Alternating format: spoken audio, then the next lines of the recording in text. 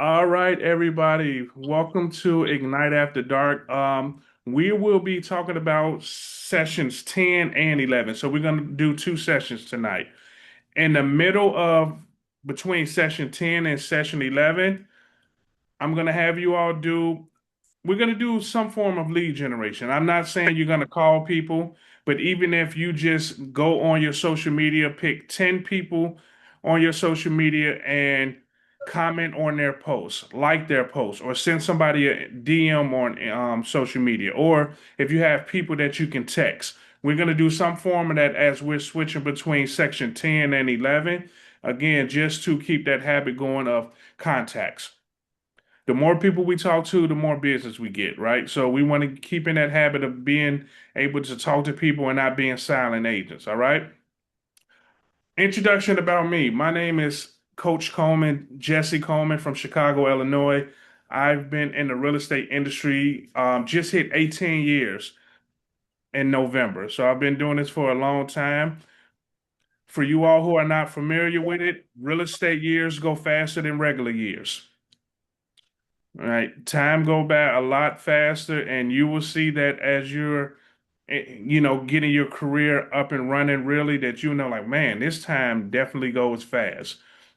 Like I said, I am located in Chicago, Illinois. I am the Vice President of Career Development at KW1 Chicago, and I am also a productivity coach as well. KW certified instructor, Quantum Leap instructor, pretty much all things education. That's me. I serve on the board of directors for KW Next Gen. And then also, like I said, I get the honor and privilege to travel not only across the United States, but also in different countries to teach the KW curriculum. If you can see the flag behind me, I was just in Mongolia for 2 weeks, teaching at their market center and being a part of their family reunion as well. So again, all things education is what I do. That's what fills my cup. That's what I love to do, pouring into other people. And that's what I'm looking to do tonight for you all is pouring into you all. I am for engagement, right? I like to have a good time. I am not your traditional instructor, your traditional speaker. We're recording, so I'm gonna refrain from saying certain words because it's gonna be proof of it. So I'll refrain from saying certain things, but I'm very transparent and honest, right? I am not gonna beat around the bush. Any questions you have, feel free to ask. There are no stupid questions. The only stupid question is the question you do not ask. If you don't ask a question and you really want to know something, that's when I'll say you stupid, right? Not if you ask a question, okay? Everybody is here to learn, everybody's here to engage. So again, I want this to be an engaging situation. And yeah, we're gonna have fun. I'm gonna go through a lot of the material. A lot of the stuff I'm gonna talk about is gonna be yeah, everybody, could you mute yourself, please? Thanks, Derek, for pointing that out. Everybody mute yourself, please. Especially if you have background noise. Hold on, let me do this. All right, there we go. Perfect. So we're gonna go through this material. A lot of the stuff that I'm gonna share is gonna be stuff that I'm gonna, from personal experience and also from a lot of the agents I coach. So as we're going through the materials, I'm gonna be sharing real life situations, real life stories of things that go along with the material we're talking about, because I realize that's one of the best ways for people to learn is when you can use these things that we get in the book and we can apply it to actual real life situations that happen. So we're going to talk a lot about that as well too, okay? All right, let me get my screen shared and we are ready to rock and roll. Here, screen share desktop 2. Share, show meetings. All right, everybody can see my screen?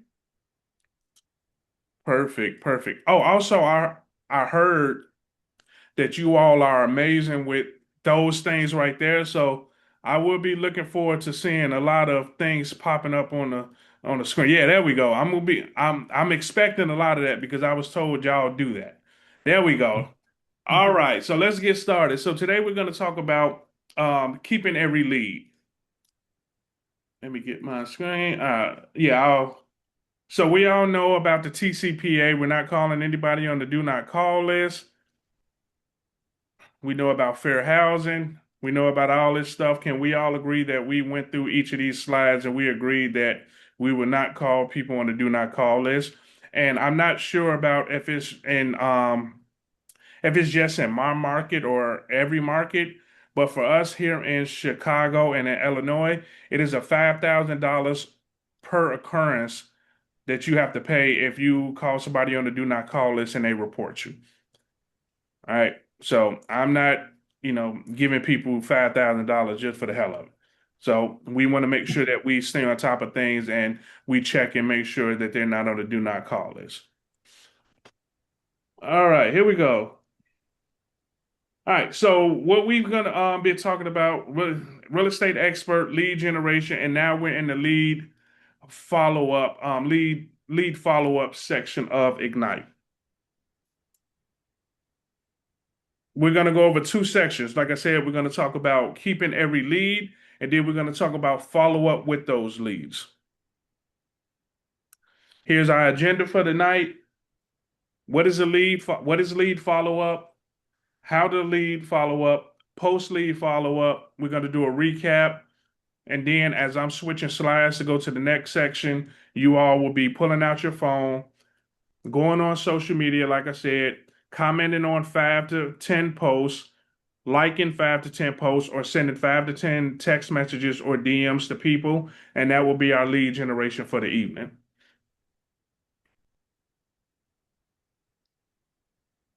All right, what is lead follow-up? So here's the life of a lead. Likelihood of a lead moving has been 7 to 10 years. I will tell you from agents I'm coaching and from personal experience, a lot of that is really going down some. There are people moving between 3 to 5 years now because life is happening. We all know the D's, correct? Death, divorce, diapers, diplomas, and deployment. There are reasons that people are moving, so that 7 to 10 year range has come down a little bit, right?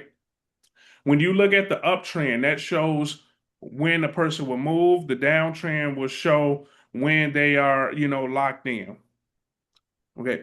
A lead is a person who has shown interest in service you provide and you have their contact information. Although they are yet to engage in a two-way conversation, the goal of lead follow-up is to follow up with that lead and to make sure that you create a future client.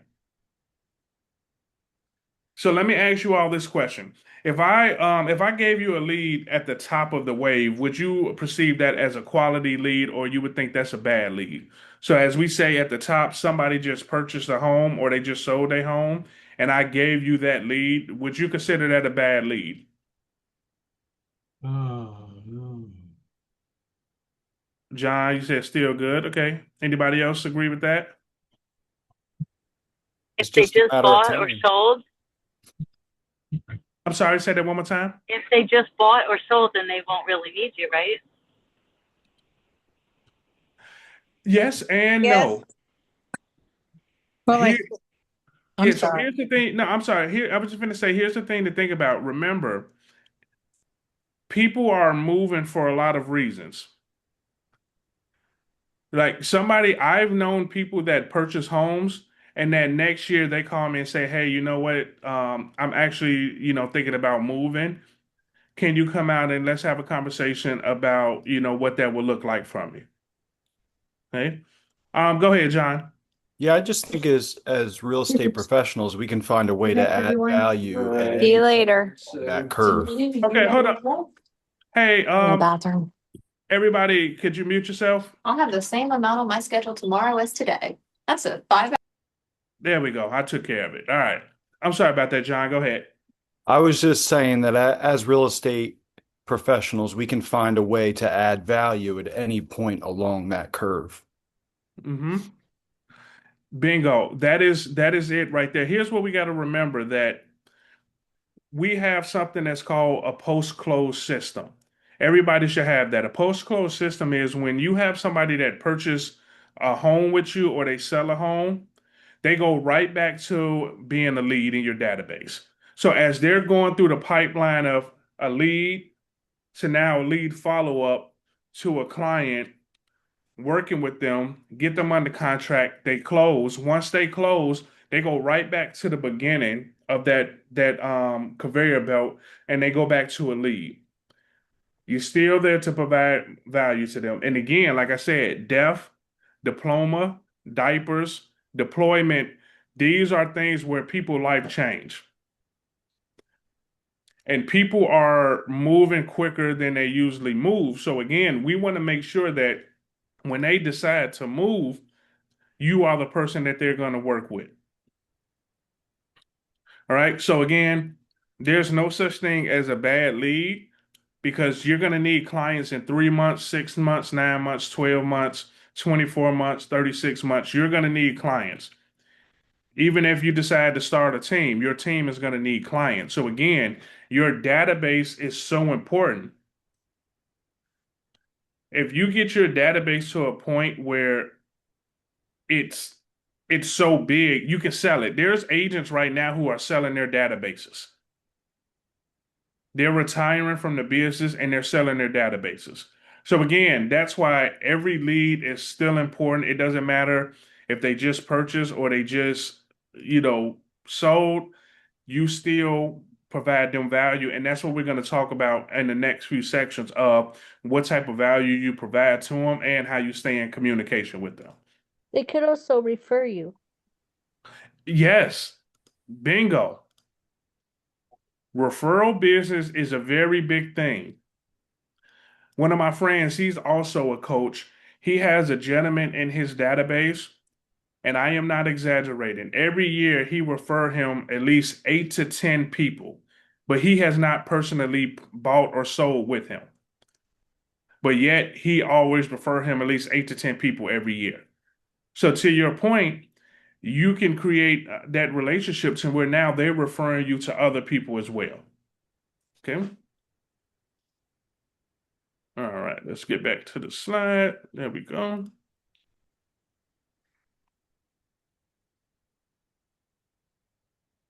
All right, here's what the follow-up and framework looks like. So you have possible business, that transitions to probable business, and it transitions to profitable business. So let me read this to you real quick. It says, think of leads that enter your database through lead generation as your possible business. Lead follow-up helps turn the leads from possible business into probable business, with the end goal being a profitable business.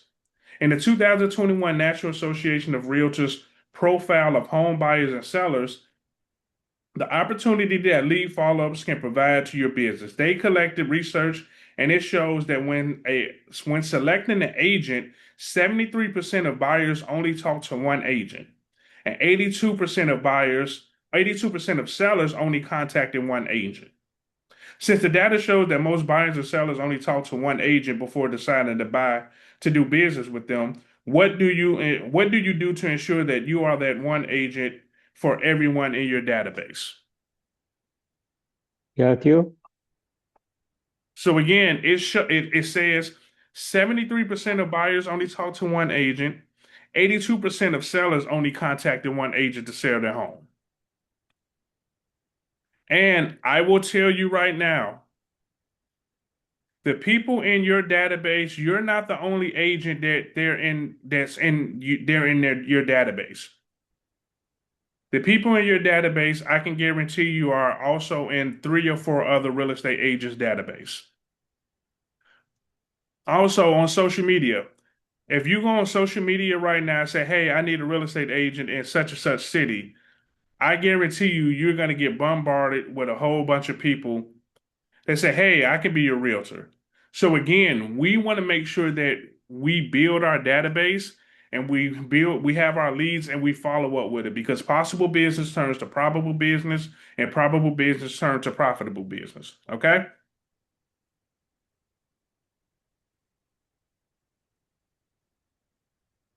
In the Millionaire Real Estate Agent, the Red Book, it says if you aren't first or second in their mind, you probably won't get their business.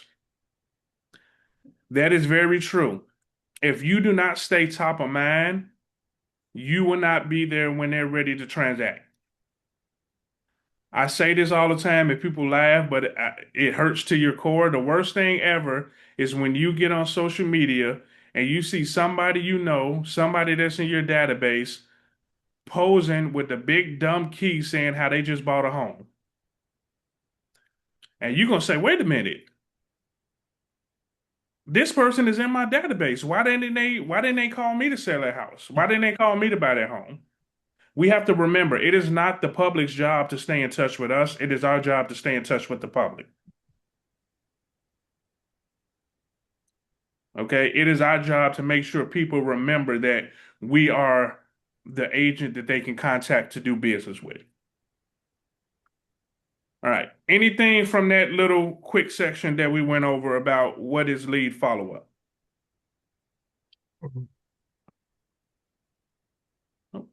All right. As we proceed.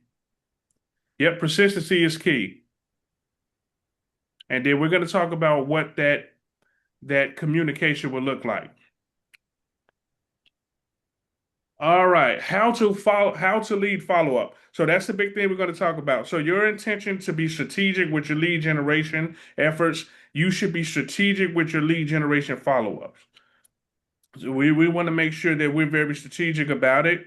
We're going to talk about two systems. We're going to talk about 19 to connect and 36 to convert. And here's what that looks like right here. So the fortune is in the follow-up, mind share. We're going to talk about the difference between leads and contacts. On here, you will see leads. So if you have a lead, you want to do what's called 19 to contact.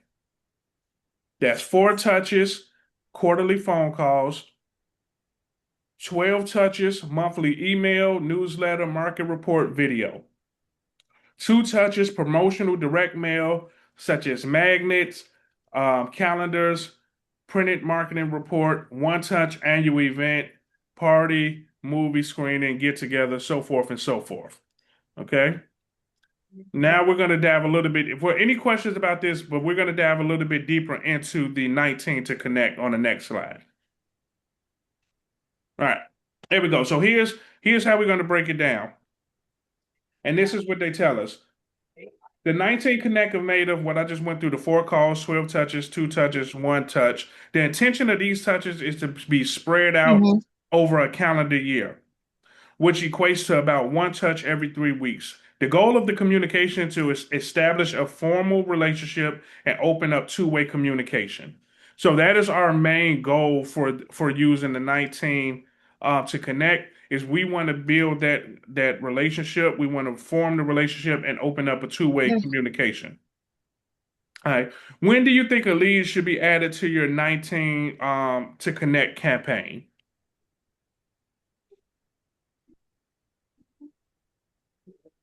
Yep. As soon as you meet them. As soon as you Yep. meet them.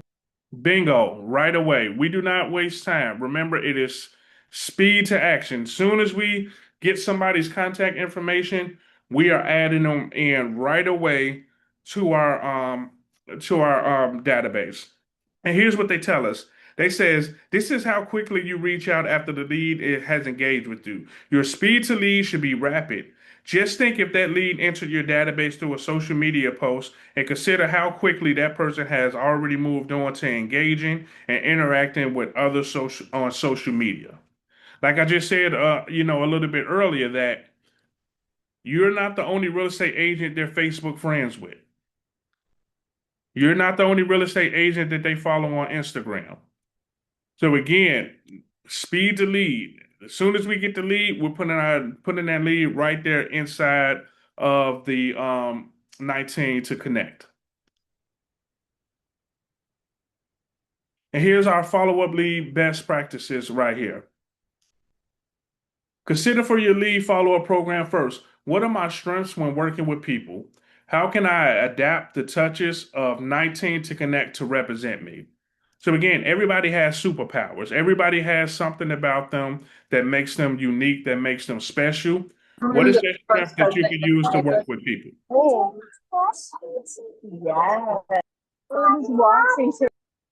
There we go. What is how can you use that with your adaptation? So if you are a great communicator,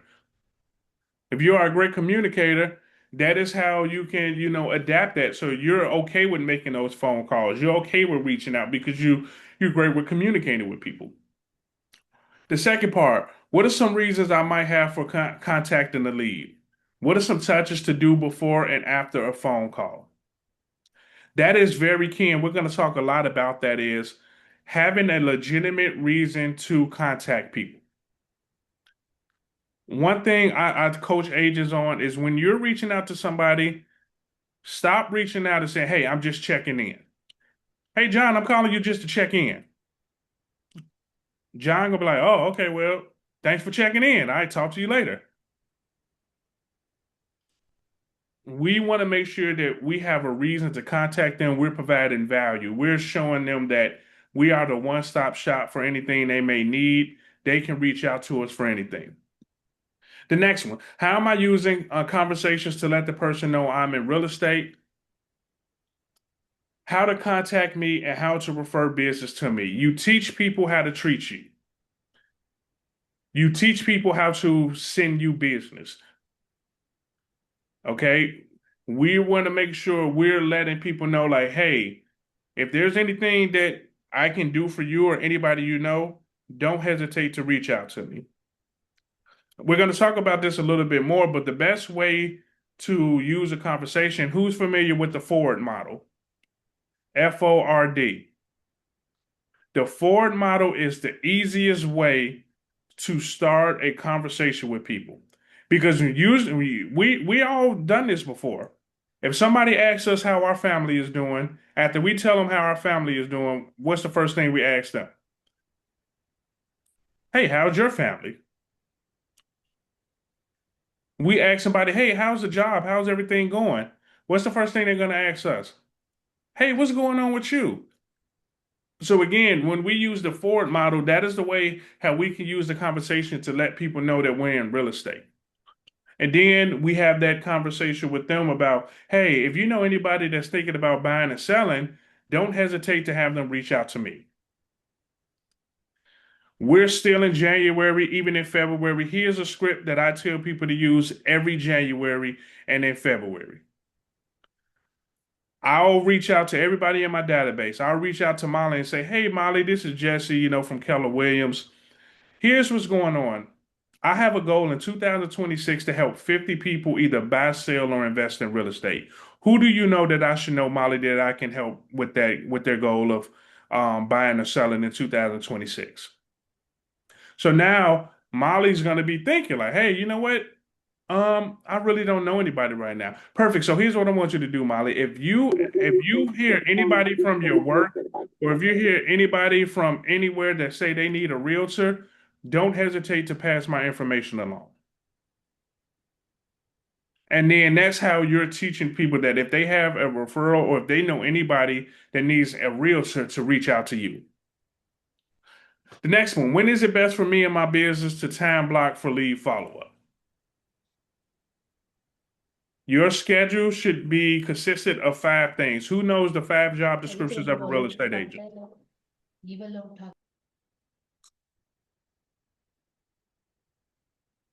Oh my goodness, y'all don't know it? All right, here we go. Perfect. First job description of a real estate agent, script practice and role play. Second, lead generation. Third, lead follow-up. Fourth, go on appointments. Fifth, negotiate contracts. That is the 5 job descriptions of a real estate agent. So when it asks a question is, when is the best time for me and my business to time block for lead follow-up? I'm time blocking for lead follow-up after my lead generation. So let's just say my schedule is from 11 a.m. to 4 or 5 p.m. 11 to 12, 11 to 1 is lead generation. 1 to 2 is lead follow-up. 2 to 3 is admin work. And 3 until 5 or 6 is open for appointments. Now you can play around with, that schedule as far as however your timing works. For my people that's dual career, I coach a lot of people that's dual career where they're like, "Hey, well, Jesse, I'm working in my other career during the day. How can I do that? Okay, perfect. Let's schedule some text messages. Let's schedule some emails to go out during the day while you're at your other career. So when you get off work in the evening, schedule 1 hour to 2 hours in the evening because you know you can schedule emails to go out the next day. You can schedule text messages to go out the next day. Or you can do the best thing ever. You know, one of the beautiful things about social media, you know, you can inbox a person on social media at 9 at night and they won't be mad at you. But if you call to text them at that same time, they'll be mad. So if you use social media, so here, these are a lot of the different things that you can utilize while you have another career. Okay, so again, you can schedule emails to go out the next day for lead gen. You can schedule text messages to go out the next day for your lead gen. Okay, they respond back to you in a text message. They respond back to you an email. That's a two-way conversation. That's considered a contact. Okay. And then last on the list, it says, how much time should it take to reach out to a lead? What would I do to hold myself accountable? What do I need to do to make sure this happens?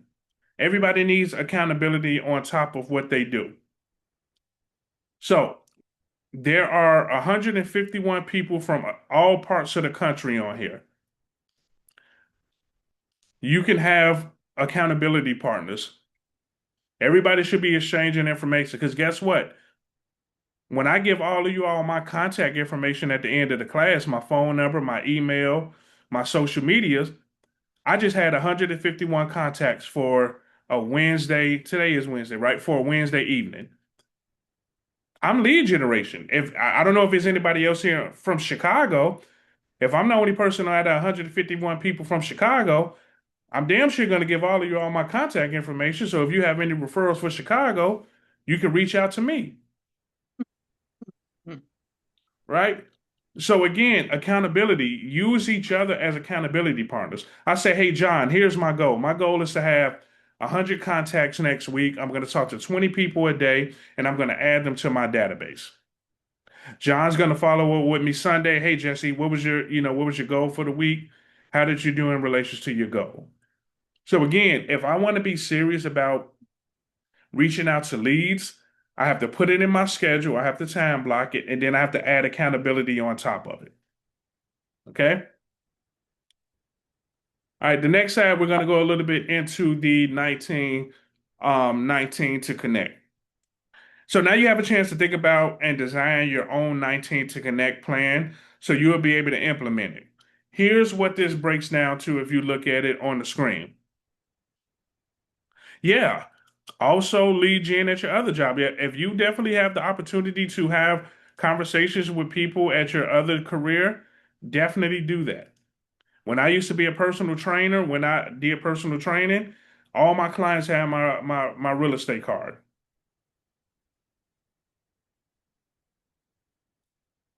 So yeah, I'll post it for you. I got you. All right. Also, here's one thing I want you all to realize, and this is one thing that every real estate agent, some people don't have a problem with it, but 85 to 90% of real estate agents they try to get rid of those four calls.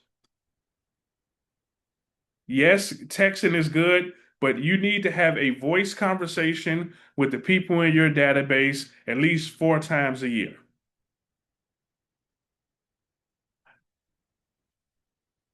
See, you one of the few. You one of the few that likes calling. There, people like, hey, I I sent the know text it. message. I sent the text message. I sent the email. I sent the handwritten note. I did smoke signals. Okay, but did you call them? No, I didn't call them. We gotta call. We have to have that conversation. Here's the beautiful thing about this. We have 4 seasons, right? You have 4 reasons to call people. Their birthday fall in one of the seasons. In one of the quarters, there is their birthday. So that quarterly call for somebody can be their birthday call. Didn't we just go through the holidays? A lot of people may not celebrate the holiday, but you can still reach out to people for the holidays. Again, I'm in Chicago. We have 4 seasons. Sometimes we have 4 seasons in one day. Yet I have a reason to call people every season. We're in spring. Hey, Amy, this is Jesse with Keller Williams Realty. I'm just reaching out because, we're going into the spring, summer months. Do you need a referral for a HVAC service? It's going to be a hot summer. I want to make sure that your HVAC system is working so that air is pushing so you will be good. Do you need a referral for that? Also, Amy, if you need a referral for chimney cleaning or for gutter remove cleaning, I have somebody for you for that as well. Also, I know, Amy, I'm throwing a lot at you, but also, if you need lawn care service, I have a referral for you for lawn care service. I just want you to be ready for the spring and summer. So I called Amy for one of my quarterly calls, and when I called her, I provided some form of value. Here's what we have to remember. We do not want people to look at us just as realtors. We want people to look at us as a one-stop shop to help them solve any problem they have. If we can't personally solve it for them, we can refer them to somebody that can solve the problem for them. I've even went as far as where I used to do it is when I know, my people in my database that has kids. I say, hey, do you need any recommendations for summer, any summer programs, baseball camps, basketball camps, what's the acting facility? Like there's so many things that you can reach out to people for to provide them value. So when Amy decides she wants to buy a sale, she's like, you know what? I'm gonna call that Jesse because he made sure I was good. Like he checked on me and see if I needed any type of help. That's somebody that I want to work with. That's somebody I want to refer to other people. Dennis, so I have two answers for that. Leaving a voicemail is good for people that you already have a relationship with. When you're a lead generation, leaving a voicemail is usually not a good thing because it depends on what your message. Here's a quick script that gets people to call you back. If I'm calling expires or for sale by owners, I'm gonna say, "Hey Dennis, this is Jesse Coleman. I'm just calling to see, are you still accepting offers on that home? Please give me a call back at 773-841-3753." As opposed to me saying, "Hey, Dennis, this is Jesse Coleman with Keller Williams Realty. I saw your house came off the market. I want to know if you're thinking about selling. Give me a call back." He's not going to call you back for that one, but he's going to call you back when you just ask the question, is that home still on the market? So, voicemails for people that you have relationships with, no voicemails for people that you're looking to solidify the relationship with. Okay? Your 12, for 12 emails, newsletters, market reports, videos. 2026, videos is the key. I can already see some people like, I ain't doing no videos. I am telling you, quick videos. I pull out my phone. I say, hey, Sarah, this is Jesse. I just wanted to say, I hope you're having an amazing day. If you need anything, please feel free to reach out to me. Send it to Sarah. Quick, easy.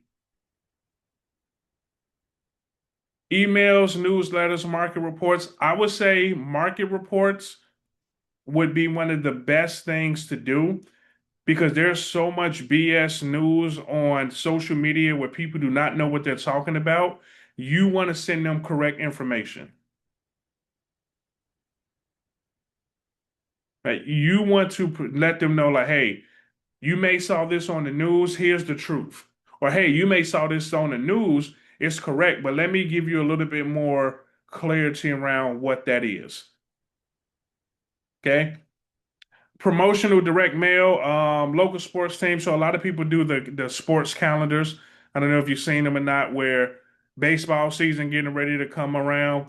People get calendars made with the baseball schedule on it, so people can put on their refrigerators. Calendars. Everybody on your calendar for October 2026. That is when you order and send out your 2027 refrigerator magnet calendars. You do not wait to January to give somebody a calendar for that year. State Farm has already beat you to that. If you're not familiar with State Farm, the insurance people, they give you a refrigerator calendar, a desk calendar, and a calendar to put on your wall. They give you three different type of calendars. For us, we want to be the first calendar on the refrigerator. October, you're ordering and you're sending out your calendars for the next year. Okay? And then events. If you do events, that's good. If you don't too much worry about events. And the way you can do events is you can Google events that's happening in your community, that's happening in your city, and you can put it on a nice, pretty one pager, and you can provide that to your database. Like, hey, here's what's going on in the city. So you don't have to create an event for yourself. You can just compile all of the events that's going on, put it in one thing, put your logo, put your picture on there, and you send that to your database. All right. Any questions or anything about this? Okay, where are the emojis and stuff at? Like, let's get it going. Thumbs up, like all types of stuff. There we go. That's what I'm talking about. All right, next. So you want to make an impact. Folk, everything is about value. We have to provide value. I'm going to read this of what they said. It says, when you have generated a lead and captured their information, you can talk to them. If you haven't heard back and you don't know much about the person, then your communication will be broader. Focus on the range of value. We're always providing some form of value. You all should have talked about your value proposition a few sections back. Your value proposition, just to highlight that, your value proposition is how you're going to solve their problems. Every buyer and seller has pretty much the same problem. Sellers, they want to sell their house for the most amount of money in the quickest amount of time with the least amount of problems. Buyer, they want to buy the perfect house in the quickest amount of time for the less amount of money. Your value proposition is how you're going to help them solve their problems, right? Personal communication. So again, with the personal communication, we're having conversations with them. When you have a conversation with somebody, you should be taking notes. People do not care how much you know until they know how much you care. If I call Amy and say, "Hey, Amy, this is Jesse Coleman with Keller Williams. I'm just checking in. How you doing?" She's gonna say, "I'm doing fine. How are you doing?" And that's gonna be it. But if I call Amy and say, "Hey, Amy, this is Jesse from Keller Williams. I remember we spoke. I think it was like November 5th. It was around 2:30 p.m. And you said that you were getting ready to go on vacation. How was that vacation?" Amy gonna be like, "Damn, you remember that?" Because I'm making every communication that I have on my database, I'm making it a personal experience. You take notes every time you have a conversation with somebody. You take notes when you have an argument with your spouse or something. They're like, "Hey, well, you said you were going to do this on this date. You didn't do it." "I didn't say that." "Yes, you did. I wrote it down and I remembered that you said that." For my people with kids, write down when you told them to take out the garbage or wash the dishes. "Hey, I told you to wash the dishes Monday at 2:30, and here it is Wednesday at 5:40 p.m. and you ain't washed the dishes." That's how you can make that communication personal. You write down what happened, you write down what's going on, and you use that for your advantage when you have a follow-up conversation with them. Okay? And then statistics and data. You're providing them with statistics, okay? And we'll talk a little bit more about that. Lead follow-up communication. Potential lead sources, you have call-ins, community events, open houses, social media marketing, traditional marketing, your agent website, call outs. past client, purchase leads, client referrals, sign call in, blog or newsletters, right? Statements or questions. Why are you thinking about buying, selling? Tell me more. What would that do for you and your family? Whenever we're asking questions, we're going 3 to 5 questions deep on that. We want to know their true motivation. We need as much information as we know about them and their goals. It will help us in the long run. Okay? I'm always asked the question, why are you thinking about selling? Okay, when you do sell, where you plan on moving to? Oh, how soon do you have to be there? Okay, tell me more about that. What would that do for you and your family if you made it to Texas by February 18th? Like you want as much information as possible, and then also that is going to help you get the true motivation. Right? Next slide. And then they made sure they highlight statements or questions for calls. We got to call people. I'm sorry, we got to. We have to call people. Hold on. I want to make sure I get the chat. Yep, when you're asking those probing questions, you're pre-qualifying them. Yep, exactly what to say. Phil M. Jones, he has been doing a lot with KW over the past 2 years. He's at a lot of our events. He has a lot of things going on. The person that asks the most questions control the conversation. You go 3 to 5 questions deep, people will tell you every single thing you need to know about them in the situation. Okay? All right. Ahas and takeaways from this section before we move on to post-lead follow-up.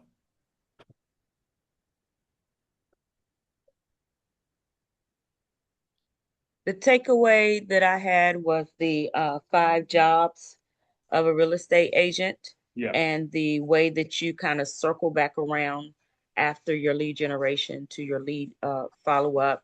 And then that will lead you to your appointments and eventually to a negotiated contract. That was my Yeah. takeaway.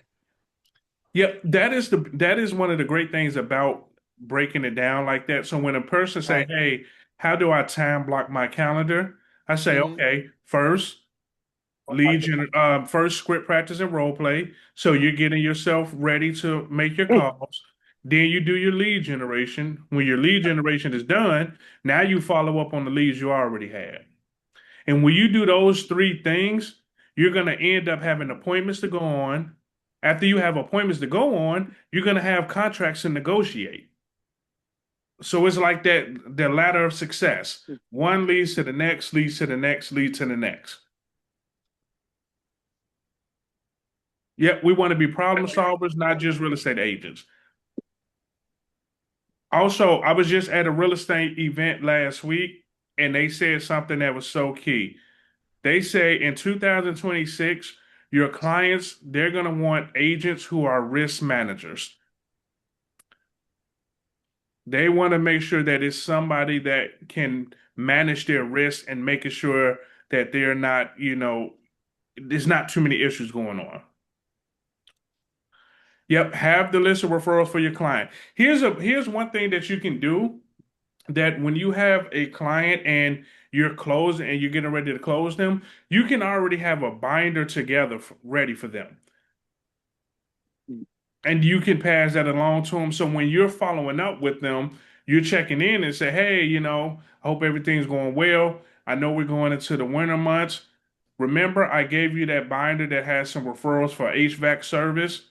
Do you need me to make a connection for you? Or if anything wrong, you can reach out to them." Okay? All right, let's move on. So now we're going to go to the post-lead follow-up. Once you follow up with a lead and you have their permission to have a two-way conversation, what do you think happens with that person? So once you have a lead, you have a two-way conversation with them, what do you think happens to them?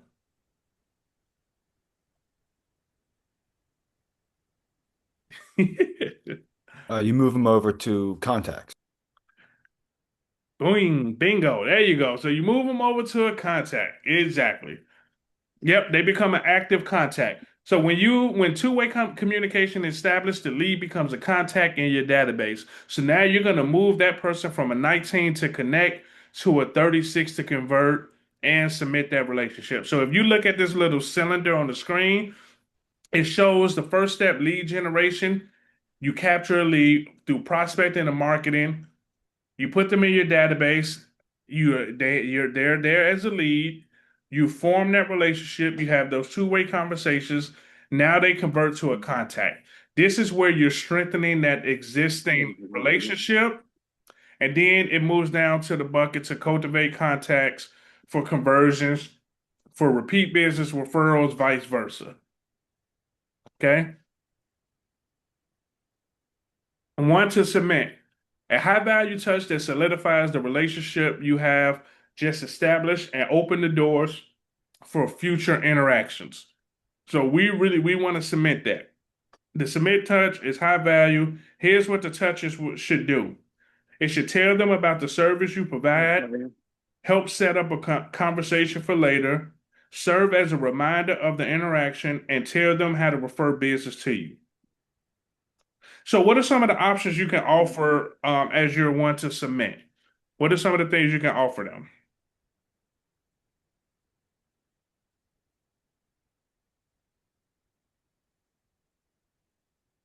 I'll stop sharing. Depends I'll give some ideas, but I want to hear some first. What'd you say? if they're a first-time home buyer, you can send them information about first-time home buying and stuff like that.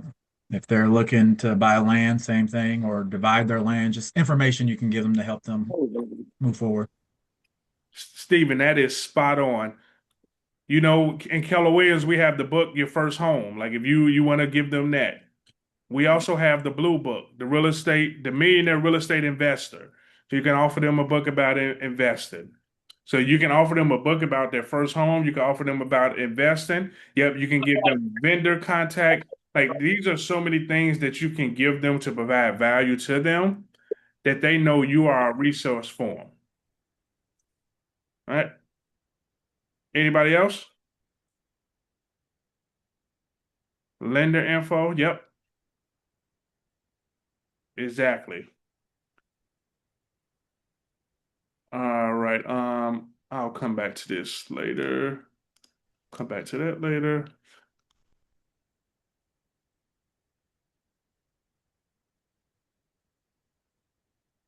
Blah, blah, blah, blah, blah. All right, here we go. So we're gonna get to that time now. So this is the time where you're gonna get your phone, you're gonna go on social media, you're gonna like 10 posts. Just go down your Facebook wall, like 10 posts, comment on it. Remember, your comment has to be 5 or more words for the algorithm to work.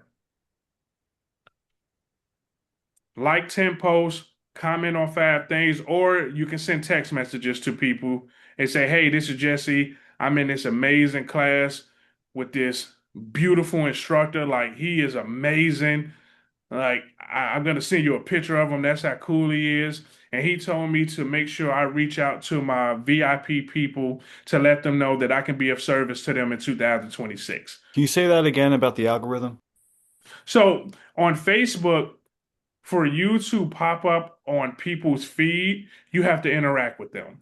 So when you're commenting on people's posts, you want to make sure you're using 5 or more words. Awesome. Thank you. Yep, use 5 or more words. That is going to get the um get the algorithm working. So now when you're posting stuff, it's going to show up on their feed. Because I don't know if you all notice this, but there's going to be some people that you're going to be like, man, I haven't heard from so and so in a while. Did they delete me on Facebook? And you go search their name and you realize they had a status an hour ago. You're just not seeing it because you're not popping up on their algorithm. All right, Tamika. Hey, so when we're posting, are we using specific keywords to try to get this algorithm going? Like, to No, direct them to, yeah, we're just posting five or more words to get our engine started, I guess, for lack of a better term. yeah, no, so you don't have to worry about keywords. It's just you have to use five or more words when you're commenting, because that's gonna get the algorithm. Because what happens is if they say, "Hey, I haven't been engaging with Tamika on Facebook," I'm not gonna show Tamika Jesse's post because he's not engaging with her. Now, the people he's engaging with, they're gonna put their post at the top of my feed. Right. Okay. Makes sense. Thank you. You're welcome. I have a question, Jesse. Yes. So I recently just created like a professional or a business account on Facebook. And this might be something that I could ask probably, I don't know, maybe you can help with later. But I'm not able to, I know you mentioned that we should try to comment on people's posts. I'm not able to follow anyone or add them as friends. I think you can only follow as a business account. Is there something I'm doing wrong or some suggestions you would give for that?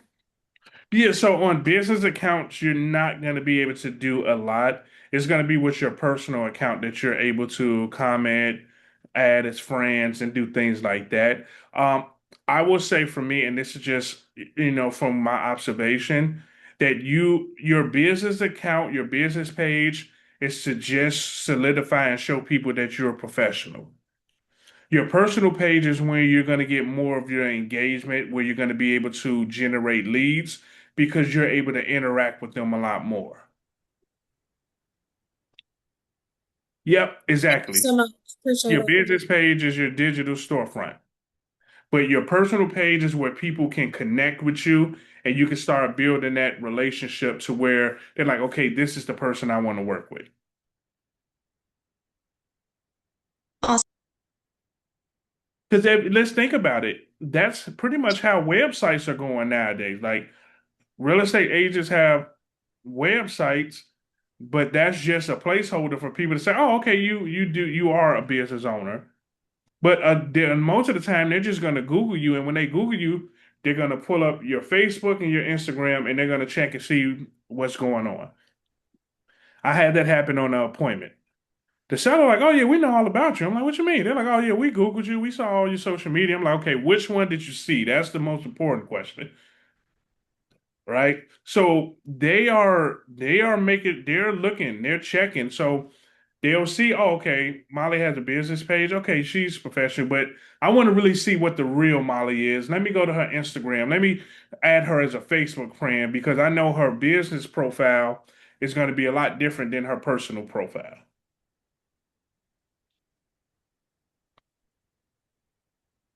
All right. Are we sending our text messages? Are we liking and commenting on posts?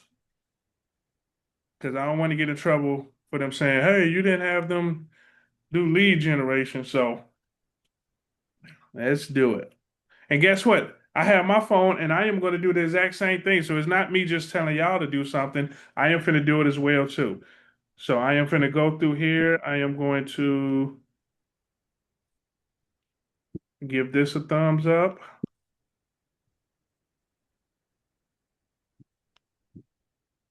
Let's see here.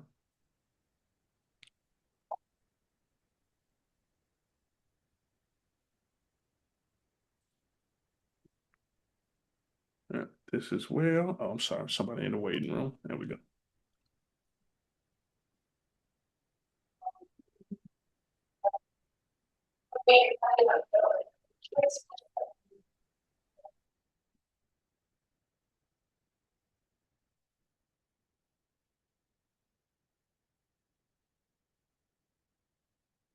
But then also, I am going to do a live video because again, I am one of those people that practice what I preach. Hey, what's going on? This is Jesse Coleman, your realtor here at Keller Williams. I'm doing this amazing class and I'm talking to them about making sure that they are reaching out to their VIP, their most important people in their database. And it made me think about you. So I wanted to just shoot a quick little video and let you know that I'm thinking about you. Anything that I can do to assist you in 2026, don't hesitate to reach out to me. Have a great evening. Talk to you later. Peace. Quick video. And now I am finna send that to my, my VIP. So I would say that everybody is VIP, okay? They don't even know what they VIP for, but when you tell them they VIP, they just love it. So when you're having conversations with your database, say, hey, this is just for my VIP people. Hmm? So we give it send this out.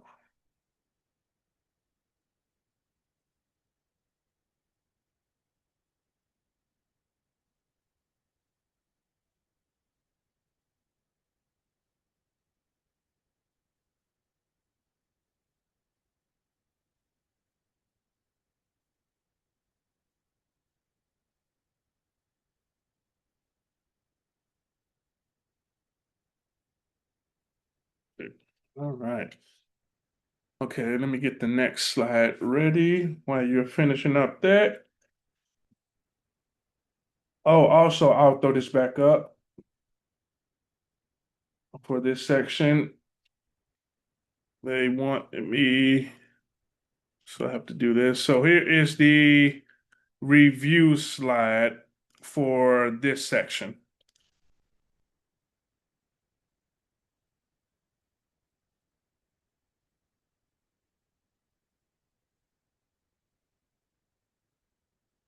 And then we're going to move on to follow up with the leads.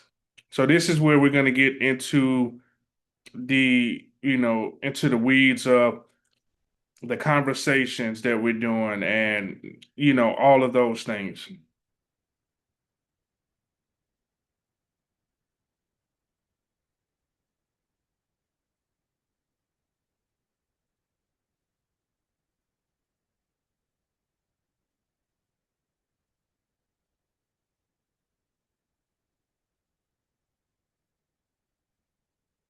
All right, let me switch slides.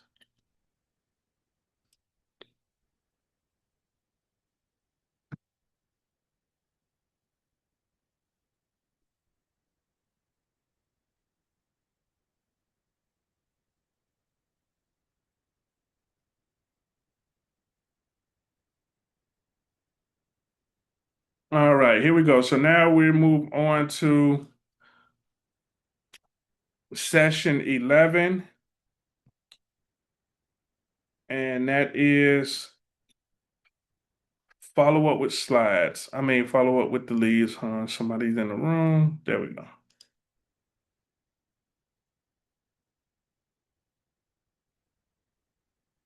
All right, we already talked about this, so we do not have to go over that again. All right, so we just talked about keep every lead. Now we're going to go over the most important part is we're going to talk about lead follow up with the leads. So we're going to talk about what happens next. Once you get a response from a lead, your goal is to convert that lead to an appointment. After lead generation, lead conversion is the most business critical activity you need to master. If you don't have appointments, you won't have any buyers or seller agreements. Without agreements, you can't have any sales contracts. All right. Remember, the fortune is in the follow up. The fortune is in the follow up. There's going to be so many people that's going to say, "Hey, you know what, Loretta, I'm really not interested in right now, but give me a call back in, 3 to 6 months." If we do not put in our calendar to follow up with them, and then we be like, "Oh, I forget, I got to follow up," and you follow up in 9 months instead of 3 to 6, and they say, "Oh, I already sold the house." You're going to be upset. Here's something that I learned from my mentor a long time ago. When somebody tells you a time frame to follow up, cut it in half. So if somebody say follow up with me in 6 months, you follow up in 3 months.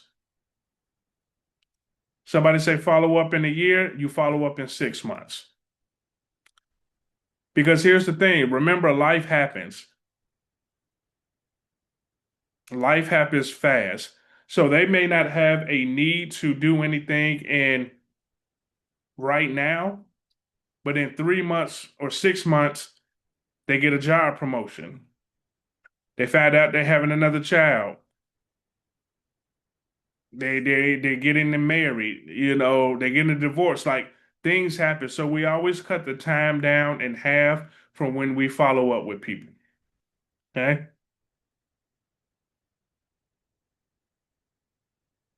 All right. So for this section, we're going to talk about learn lead conversions. Lead conversion is very important, and we'll talk a little bit more about that. How to convert a lead to an appointment, improve your conversion rate. We're going to recap it, and then we're going to wrap it up and get you all on with your evening. All right, Gary Keller says in the Shift book, the effort you give to converting leads must match the effort you give to generating them. A lot of people they are amazing lead generators, but when it comes to following up with leads, they just suck at it, right? Here we go. The lead conversion process. Consistently getting every possible appointment from the leads you generate isn't complicated, but it does require preparation, practice, and purposeful action. You got to be very purposeful about what it is that you do. Converting a lead to an appointment is a process that can happen quickly, although in some cases it can happen slowly. The book tells us that consistency, get every possible appointment from the leads you generate. It's not complicated, but again, you got to have preparation, practice, and be purposeful. Starts at the top with the capture. You must capture correct information and enough information to be able to contact that person. Why is it important for you to get all contact information? So you can properly follow up with the lead so that you can put it in your database. Exactly. Exactly, Loretta. Because here's the thing. We don't know how people like to be communicated with until we have that conversation with them. So if I'm constantly calling Steven every day, but Steven is not a phone call person, he's more of an email person, I'm just going one route, right? We want to have different ways to communicate with people. We want phone number, email address, mailing address. Because that way we can touch them different ways. So one of those ways is going to stick with them. I remember I had a lead I called all the time. He never answered. I decided to text him. He responded within 15 seconds. I'm like, I've been calling you for so long. He responded like nothing. Hey, what's going on, Jesse? How's it going? And I'm like, well, I've been calling you and you ain't answer. He's not a phone call person. He is a text person. So we want all the contact information. And to that point too, as well as when we put them on our 36 touch, consists of emails, phone calls, text messages, and mailers. So we get all of that contact information. We're able to communicate with them in the correct way.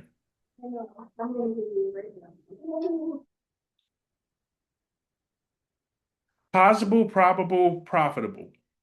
Possible business, remember, we said possible business become probable business becomes profitable business. Converting a lead to an appointment has a much importance because it is how you have a chance to earn income. Converting appointments to business is also a key to economic success. You'll talk more about that in the 14th section, I think it is, of Ignite. But we'll talk about how and the why. How to convert leads. This is one of the big things that everybody, want to talk, they want to know, like, okay, you're telling us about the leads, but how do we actually convert them? And here's how it starts. Capturing is defined as collecting the minimum amount of valid contact information on a potential buyer and seller. Here are some methods of doing that. You have open house lead capture form, responses to social media or online ads, mailers, flyers, or for sale signs.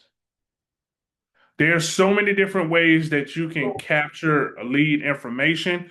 We just have to make sure we have those systems in place to where we're actually capturing those leads. For lack of care, Oh, let me mute. There we go. Capture. Here's the conversation framework. If I would need to contact you, what would that number be? I am going to give you a better script. I would say, Caroline, what is the best phone number for you? When you give somebody the option to say yes or no, and it's something like this, they're going to automatically say no. But when I ask what's the best phone number, what's the best email for you, we just automatically just go straight to spitting it out because we're like, okay, well, my best contact information is this. So we don't ask them a yes or no answer for that. Like, hey, can I have your number? It's, hey, Caroline, what's the best contact information? What's the best number for me to reach you at? And then next, if I found exactly what you're looking for, how would I contact you? That's another good one.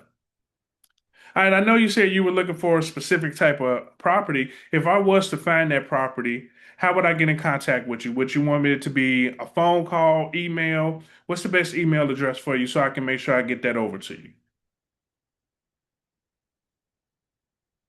If I find out that that information you're wanting, how would I get it to you? So again, we are starting with value. Like, hey, I am going to provide you that information you're looking for. So now we pique their interest because you're helping them with a problem. Remember, we said our job is to help people with their problems. Their problem is there was some information they need. Our problem is they were looking for a specific type of property. That was their problem. We were able to solve that. So when I say Mr. and Mrs. Seller or buyer, hey, once I solve that problem you have, what is the best way for me to get in contact with you?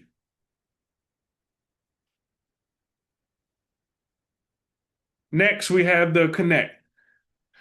Connection best practices. Embed your value proposition in the conversation. Again, our value proposition is how we're going to help them solve their problem. We already talked about role playing and practice conversations. Know the outcome you want from a conversation before starting. Use questions to lead the conversations. Remember, like I said earlier, the person who asks the most questions, or let me change that, the person who asks the best questions controls the conversations. Because I know somebody brought it up, the Phil M. Jones book, exactly what to say. Like, you can ask questions, but if it's not the right questions, you're not getting the information you want, or you're not controlling the conversation. Okay? And here are the 6 connected questions. Who are they? What do they want or need to do? Where do they want or need to do it? Why do they want or need to do it? When do they want or need to do it? How do they plan to do it? So when I ask the question of who are they, I'm going to go a little bit deeper in that. When I want to know who somebody is, I want to know where they fall at on the DISC scale. Everybody's familiar with the DISC scale, DISC. So who are they? Are they a person that's just like, listen, I'm a high D. Just tell me what I need to do, where I need to do it, and how I need to do it, and I'm good? Or are they more of a analytical person where you need to show them what, where, when, why, and how? Like, you have to break down all those things. So for you all who are not familiar with the DISC scale, I would highly recommend that you could just Google it. You could tell me what are the different type of DISC personality types. D is dominant. I is more for like influence, somebody that likes to. I would say like make it. They are extrovert. They like to be out. They like to be around people. They like those type of things. Somebody that's a C, they are very analytical. Okay. Yep, exactly, Tamika. All right, so you want to know what their personality type is. Next, you want to know what do they want or need to do. So when we want to know okay, what do you want? Do you want to buy? Okay, where are you thinking about buying at? What's important to you about buying there? Why are you buying there? How soon do you need to buy there? When? And how do you plan on doing it? So again, this is how we're going to connect with them. This is how we're going to get all the information that we need is by using these 6 connecting questions. Okay. Also, I don't know if you already had this section, but it's coming up. But when it's going to be the sections about working with buyers and sellers, it's going to give you buyer conversations to have and seller conversations to have. So it's going to give you scripts for those conversations. Okay. All right. Cultivate. Everybody is not going to say, "Hey, yes, I want to meet with you." And we know that. So we want to make sure for those people that's not ready to meet with us, we are going to cultivate them. You can't know or predict when they will come to a decision, but if you are reconnecting with them in a systematic way, you'll have a great chance of being there when they do. That's when you'll be able to close for an appointment. So remember, if I reaching out to Loretta or I'm reaching out to Tim and they're like, "Hey Jesse, right now is just not the time. We're not thinking about doing anything." I am not just going to forget them. I'm gonna say, "No problem, Loretta, no problem, Tim. I am going to make sure, hey, I am going to make a promise to you though, that I am going to stay in touch with you. I'm going to give you an update of what's going on. I'm going to make sure that you have everything you need where you currently are at, but I am going to be a resource to you. I am going to make sure that I am cultivating them and I'm staying on top of them." That's when they're going to the 36 touch. So they're getting quarterly calls. I'm giving them monthly updates of the market. I'm answering questions about what's going on in the market. If you all want to know the easiest way to have the value to provide to your clients, you could use Chat GTP. You could use Gemini and say, "Hey, Chat, I am in Chicago, Illinois. What are the top 5 or 10 things that people are searching about real estate in Chicago, Illinois?" ChatGTP is going to search social media and say, "Here are the top 5 or 10 things that people are searching in your area." I'm going to say, "Okay, Chat, can you create topics and a description for me to create a video or for me to create an email that I can send to people that answer these questions that people are searching on social media?" So now you're providing value. You're using internet to tell you, chat to say, "Hey, these people are searching these 5 topics." Okay, perfect. Give me a caption, give me a script for a video, or give me an email that I can send out to people that answer these questions that people are searching on social media. Go ahead, Tamika.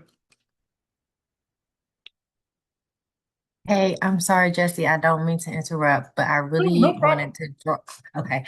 So this is what I think is a jewel that nobody told me when I first started using ChatGPT was to train them, tell them who you want them to be before you start talking to it. Like, hey, ChatGPT, you're about to be my real estate executive assistant, and you're going to be doing this, and that to me, and then start giving the prompts. Yep. Yep. Bingo. You have those conversations with chat. Also, everybody's not here with KW. You all know that we have a partnership with Google, so everybody has Gemini for free. So you can use Gemini, you can also use chat, but these are things that you can utilize to your advantage. Okay. All right. Anybody else? Burrito, eat nuggets. Sorry. Yeah. So yeah, if you're using Canva through Command, you could definitely use that to create a graphic to be able to send out. Gemini. If Gemini is free when you use your KW email, so you have to have your KW email. you have to have that Google account open, and you can go to Gemini, and you have Gemini Pro for being a part of KW. Oh, you're welcome. Yes, go ahead. Hi, Jesse. Hey, Actually, this is not a question. I am just sharing one of my interactions with the AI and what I learned that first you need to give for example, give a role to AI. For example, hey ChatGPT, hey Gemini, you are a real estate agent or a real estate developer having 10, 15 years or 20 years of experience, and you have interacted with lot of buyers, something like that. And now after that, define the task. Now this is the task you perform for me.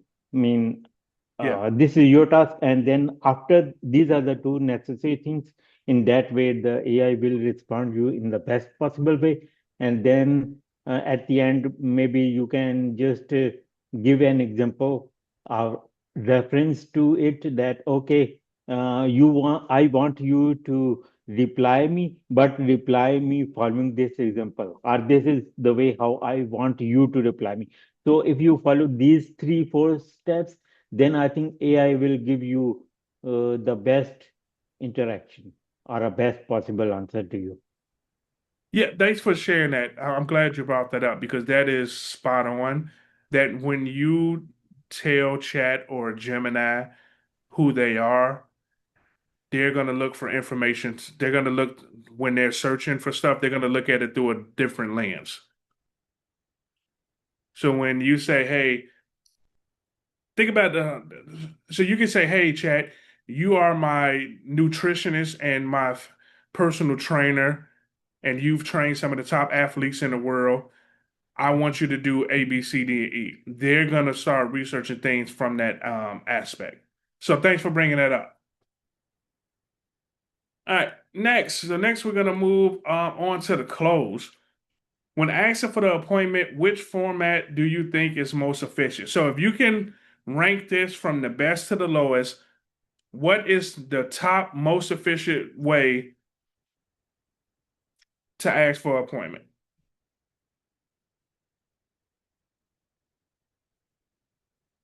I say a phone call. That's what I do. Yeah, who said phone call? Me, Loretta. Okay, I couldn't see the screen. Yep. So phone call is number one. I mean, I'm sorry. Phone call is number two. DCAB. You said if you said efficient, it would be a phone call, but best would be person. Yes. Effective would be in person. Efficient would be phone call. So well, they had it that way in the book. So I'm going to ask the question how they had it. But no, you're right though. But they said first is in person, second is phone call, third is text, and then last is email. All right. We all know face to face is one of the best things to do anything. Second best is that phone call. Then after that, you go from text message to email. But at the end of the day, the most important thing is we have to close for our appointment. We have to close. Now I'm gonna give something that one of my old mentors used to have me do is that he made me have 5 pennies. So I have 5 pennies at my desk or wherever I'm lead generating from. And he said, you have to ask for the appointment 5 times at minimum. Every time you ask for an appointment, you take a penny, you move it to the other side. You ask for an appointment again, you take a penny and move it to the other side. But we are making sure we're closing for the appointment. You all are going to talk about that a little bit more in upcoming chapters, but I do want to highlight that. You ask for appointments multiple times. I've coached some agents that don't even ask for the appointment one time. They're waiting for the lead, or they're waiting for the contact to say, well, how about we meet and get together? And I understand majority of the people have a fear of rejection. I get that. Yet we know the more no's we get, the quicker to the yes we get. You want the no's. I would take 30 no's if that 31st one is a yes. And then guess what? You get a $10,000 check after working with them. I'll take 30 no's for a $10,000 check. Right? So we're closing for the appointment. We're always asking for the close. Again, if we can't get the close, we're cultivating them. Right? Another quote from Gary Keller. In the end, if they can meet and have a good enough reason to meet, they will meet. And if they don't, they won't. And that's okay. You really don't care what their answer ultimately is, because you're not getting people to do anything they don't want to do. You're just going to ask and respond until they agree that meeting you makes sense or it doesn't. Either way, you both win. So the big thing I take from this quote from Gary is that we really don't care what they say. They say yes, perfect, we'll meet with them. They say no, perfect, we move on to the next one. That's one thing I want to share with you all, especially for my newer agents and even some of our experienced agents too. We are not emotionally attached to the outcome. Do not get emotionally attached to the outcome. They work with you, perfect. They don't work with you, perfect. You want to work with who works with you. Trust this from somebody who has worked with people who I should not have worked with because they didn't want to work with me and I didn't want to work with them. That is an experience that make you just want to retire from real estate altogether. Absolutely. Yeah. I'm telling you, that experience will not only cause a bad experience for that person, and we all know that nowadays with social media, one bad experience for somebody, they're going on social media and they're telling everybody how much you suck. So to avoid having that, you work with who want to work with you. If somebody don't want to work with you, you move on, because you waste more time and energy with somebody that don't want to work with you that you can use to get 2 or 3 other people that do want to work with you, and you have an amazing experience. Okay? So again, we're not emotionally attached to the outcome. We cannot be that way. All right? All right. Quick aha takeaways from that section. With the follow-ups, cutting the time in half, I think that is an excellent idea. So if the follow-up is supposed to be like 6 months, you cut it in half in order to catch that random moment when life changed. Yeah. And Yeah, I like again, that. and this is from personal experience of somebody say, oh, you know what? I'm not doing nothing right now. Give me a call in a year. And you think you're doing great because you followed up in a year. And they're like, oh, I sold the house 6 months ago. Before I became a realtor, I actually did that to my realtor, and I didn't even realize I had done it. I was like, oh, I sold the house 3 months ago. Yeah, good idea. But one thing to that point we have to remember, and I shared it earlier, it is not their job to remember to follow up with you. It is our job as the professional, we're all business owners. Everybody on this phone, on this call, you are a business owner, and your business is John Realty, Laura Realty, Molly Realty. You are a walking, talking Walmart, Starbucks, whatever store you shop at, you are a walking, talking business. So your job is to remind them about what you do. Like people get mad. Oh my God, I can't believe they list their house with somebody else. And my follow-up question is, okay, when was the last time you reached out to them? Well, no, they said, they won't be ready for a year. So you didn't reach out to them in the past 5 or 6 months, but you are mad that they listed with somebody else. If there's anything you take away from this call, is you remember it is not their job to follow up with you. All right. We cutting time down to half. All right. Anybody else? Let me look at the chat. I see you some in the chat. Yep. Yep, perfect. Yep, make sure you know their method of communication. And here's the beautiful thing, everybody. You just ask. Hey, Loretta, you know what? My big thing, I am very big on communication. So with that being the case, Loretta, which way would you like me to communicate with you? Would you want me to call you? Do you want me to text you? Do you want me to email you? Which way works best for you? And you just let them tell you. You don't have to try to be a mind reader. You just ask them. I saw somebody hand up. Go ahead. I had my hand up. One of my ahas that I really thought was great was the when you're typing in your Facebook, at least to have 5 words or more. I never did that, and then I never thought about it's not going anywhere. Yeah, Facebook is horrible, right? They're more concerned about corporations. So as much as they can push us out the way and just make it where you see all the businesses they can. So we have to combat that. We have to interact with the people on our Facebook friends so they can see when we're posting stuff. All right. Tamika.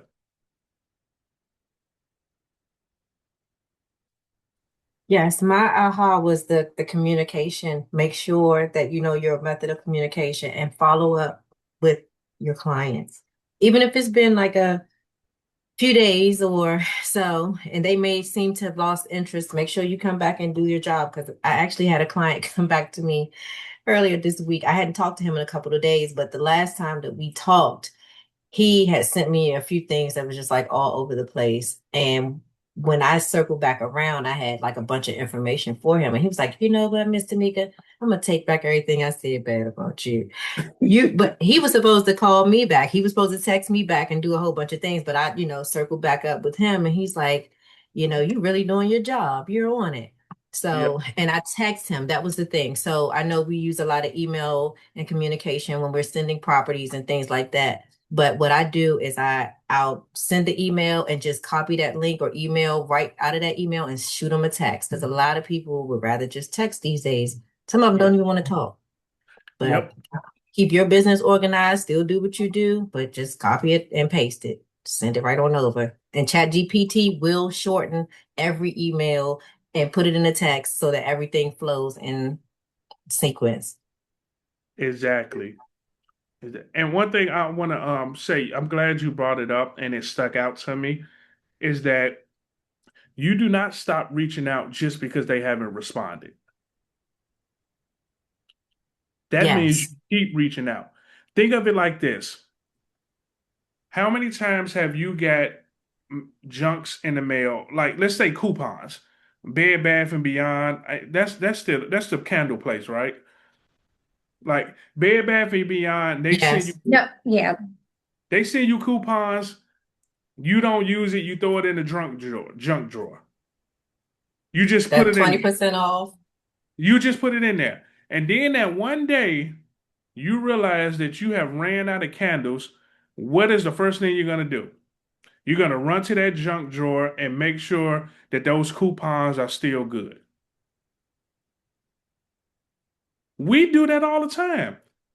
I literally remember I had a coupon. I forgot what the company was in my email. I'm like, oh crap. I need something from here. They sent me a coupon, and I was mad because the coupon was expired. But if they don't need you right now, at that moment, they're not going to respond. And that's okay. We just want to make sure they know that they can reach out to us when they're ready. Perfect example. And I told you I'm going to share real life experience to what we're talking about. Perfect example. I have a young lady who I just sent over a listing contract with, was expired from 2016. Guess why she called me to list her house? Jesse, you was the only person that continued to reach out to me for damn near 10 years. She never reached out to me. I always sent her, like I always do my holiday cards. I do my texts. Never respond to the text. Never respond to nothing. And here's another part of that story. When she first reached out to me, she reached out to me to help sell her mother's house.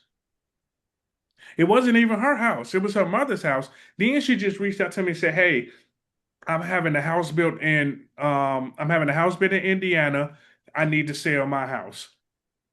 So again, the fortune is in the follow-up. Just because somebody does not respond to you, that doesn't mean stop. Now, when they tell you to stop, that's when you stop. But they just don't need you right there in that moment. I have a client I'm coaching.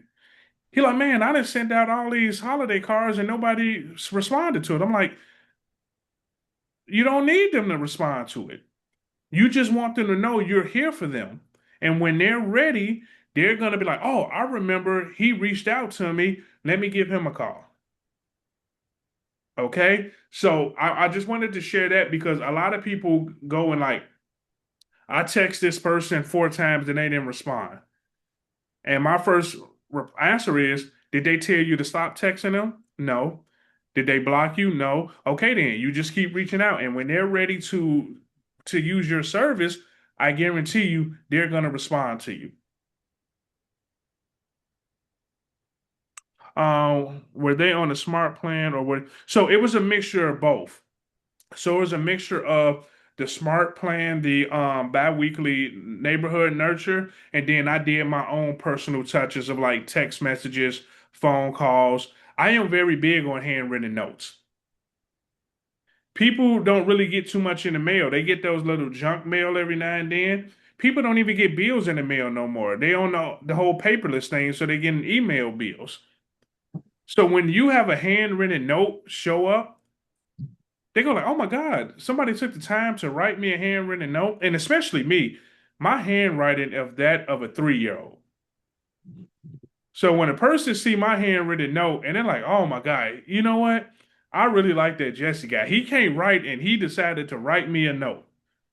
They probably didn't even understand what I was saying. Right? They probably just the only thing they probably recognized was my name, Jesse, but my handwriting is horrible.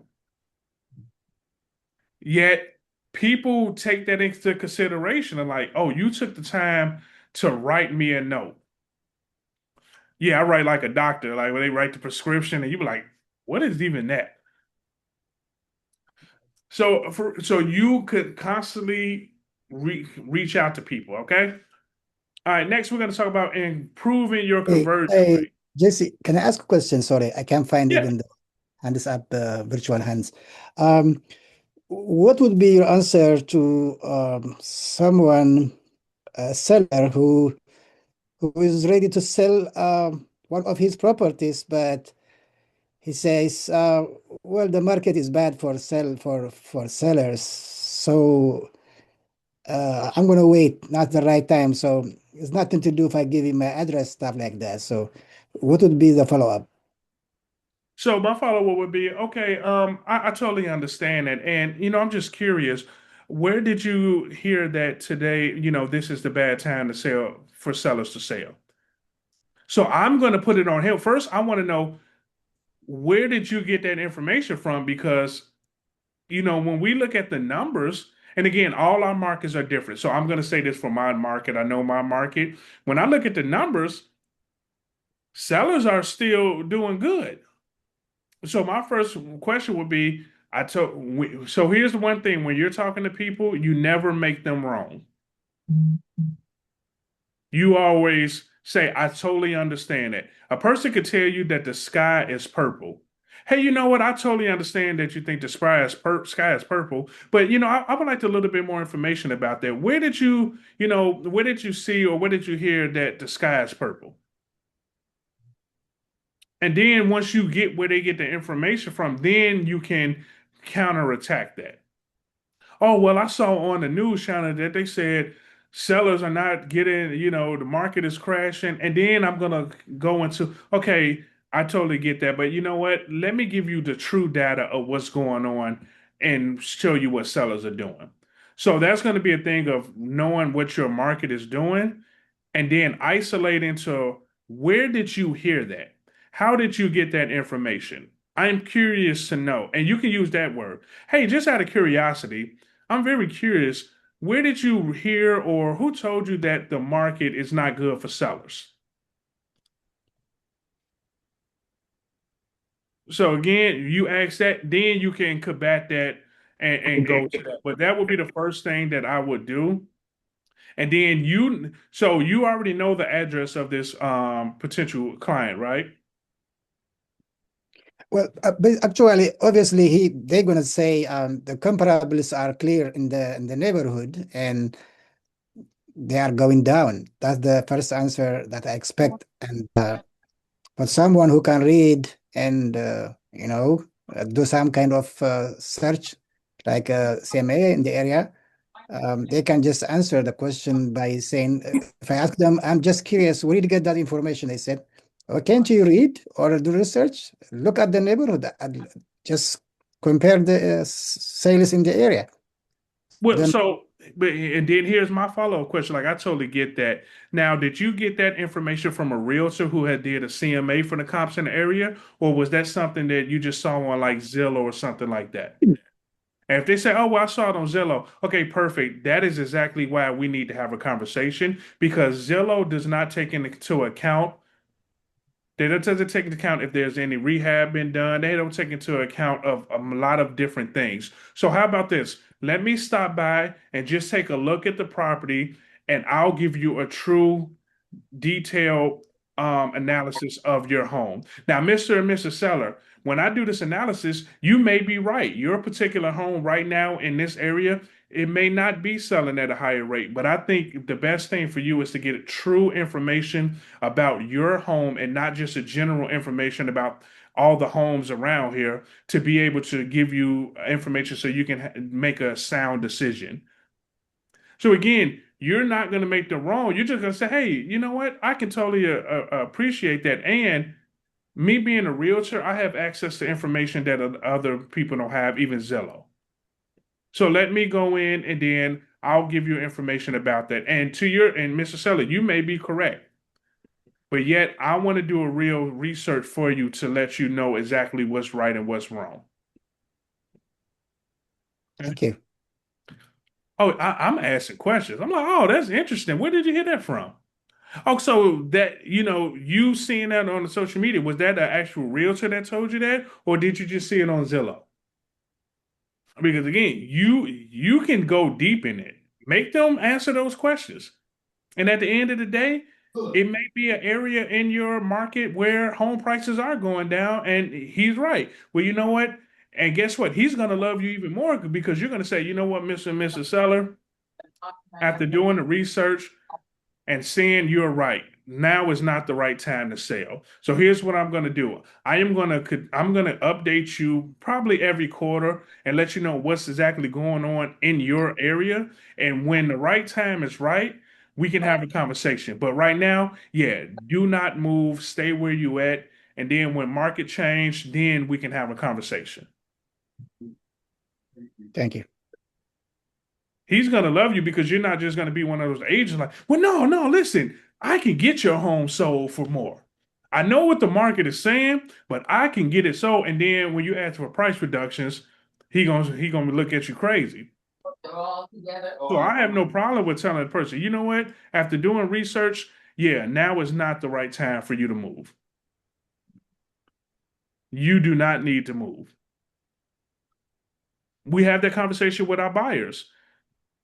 Hey, do you plan on staying in this property more than 10 years? No? Okay, well, you know what? Right now may not be the best time to move. Like, we have to be real with them because they take that as, okay, you're transparent. You're not just out to make a quick buck. You're really looking out for my best interest. Okay? Thank you. All right. So we're going to go to improve your conversion rate. First of all, who here know their conversion rate when it comes to converting a lead to a appointment to a contract sign? Okay, I don't see no emoji, so I guess that means no. Well, here's the things. You have to start tracking your conversion rate. Here's why. Let's just say you go to the doctor and you tell the doctor, "Hey, I'm not feeling good. I'm sick," and the doctor say, "Okay, take these pills." You're gonna be like, "Wait a minute. You're not gonna take blood work. You're not gonna, check my vitals. You're not gonna do that. Hey, you're just gonna prescribe me something." Me as a real estate coach, I can't help my clients if I don't know what to help them with. So when we know your conversion rate, if you say, "Jesse, my conversion rate from having a lead to scheduling an appointment is 25%, I know, okay, we need to have a conversation about your scripts of you scheduling appointments. So we know what to work on when we know your conversion rate. So here's some techniques on how to improve your conversion rate. Get the screen shared. All right. Here. All right, improve your conversion rate. So first we got time blocking, use systems and conversations, connect with your database, and prioritize your qualified leads. So here's what they tell us. Once you understand what your conversion rate is, you can move from E to P. Has anybody taking the six personal perspectives yet? So in six personal perspectives, that is one of the courses that we have at Keller Williams. And then one of them is saying moving from E to P. So that's going from entrepreneurial to purposeful. You're being purposeful about everything that you're doing, and you're also tracking what you're doing. Hold on, I lost my page right quick. There we go. All right, here we go. All right, so you're being purposeful about exactly what it is that you're doing. And here's what they tell us about that. Hold on. My iPad just cut out on me. There we go. All right, so here's what they say. So your conversion rate refers to the percentage of leads you ask for appointment to those that agree to the appointment. For example, you may ask 10 leads for an appointment and you succeed at setting 8 appointments. That is an 80% conversion rate. So again, if you ask 10 leads for an appointment and you set 8 appointments, that means your conversion rate from leads to appointments is 80%. That is good. That means you're having good conversations. You know what to say to them to get them to meet with you. Your ultimate goal is to increase your skills so you can convert at the highest percentage possible. The higher the percentage, the more leads you have converted to appointment. If you are converting at a low percentage, that should tell you that you have a lead conversion challenge. The challenge is not the number of leads generated, but your ability to get them to an appointment. All right. Now, I will say this. Nobody should be at 100% conversion rate in anything. If you are at 100% conversion rate, that means you're not going on enough appointments and you're not talking to enough people. Because there's going to be some people you have conversations with that you realize you don't even want to set an appointment with them because they're not real serious about what it is that they want to do. Listing appointments. You're not going to take every listing appointment. If somebody tell you they have 100% conversion rate at listing appointments and it's not all referral business, they're not going on enough appointments. Because you're going to have some appointments where it's a hoarder house, which I had happen before I walked in, and it was food all on the floor. It was garbage everywhere. And guess what? I said, "Hey, you know what, Mr. and Mrs. Seller, I am sorry. I can't help you. I am not the agent for you." You're also going to have a situation where the seller's going to say, "Hey, you know what, Jesse? We want to list our house for 500,000, and you know the market is saying it's only 300,000. I'm not taking that listing." So again, there are going to be some times that you're going to turn down business because it's not a good fit for you. So 100% conversion in anything is mean you're not doing enough. All right. Now let's talk about the time blocking. Time blocking for lead conversion. If you race it, you must replace it. In your calendar, it should be time blocked for you to lead follow-up. So this is where we're really talking about lead follow-ups, where you're converting that person into an actual appointment. That should be in your calendar. So like I said, you have script practice and role play in your calendar. You have lead generation in your calendar, and then you have lead follow-up in your calendar. That lead follow-up is when I'm following up with people that I already talked to convert them into an appointment. All right. 2, using conversations and systems. Practice conversations, dialogue, asking for the close, what we just talked about. Master and buyer and seller presentations and relationships. Conversations are a powerful tool that can help you say what you intend to say in the most powerful and impactful way. And then 3, use systems that support lead conversion in your business. Systems make sure you take the right steps at the right time and continue to keep gaining mind share. So our systems is using our smart plans in KW and Command. Our systems is having in our calendar to say, hey, Jesse, you need to follow up with Sarah on Friday at 1:30 p.m. Here's the notes from the conversation you previously had with her. So my calendar is a system. Command is my system because I'm sending out bi-weekly neighborhood nurtures. I'm sending out, mailers. I'm sending out text messages. I'm doing those things. Okay? Anybody else have any other systems you could think of?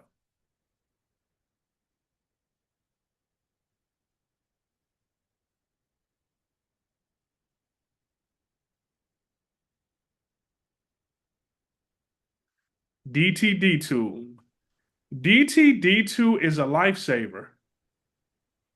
You know how many people, yep, 411, how many people that would say, I don't know who to call? Well, guess what? The DTD2 tell you that this week you need to call people with the A and W in their name.